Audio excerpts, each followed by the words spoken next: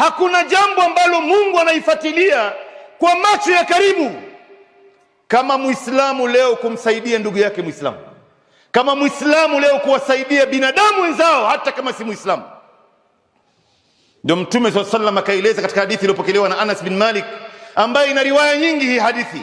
Mtume anasema, inna minan nasi nasan mafatihun lilkhair, kuna binadamu hapa duniani ambaye ni watu, kuna watu ambaye ni watu, sio kila mtu ni mtu, wamebeba ufunguo wa kheri katika maisha yao. Mahali popote alipo watu wanafaidika naye. Wa maghaliku lishar, na wamebeba ufunguo wa kufunga shari katika maisha ya watu. Jambo lolote la hatari ambayo itawapata watu, yeye ndo mstari wa mbele kwenda kuwaokoa, kwenda kuwaondoa ndani ya dhiki yao, kwenda kuwatatulia matatizo yao.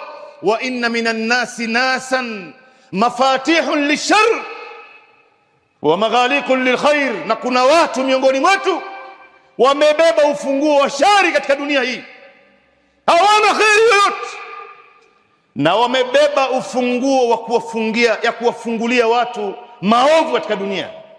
Mtume anasema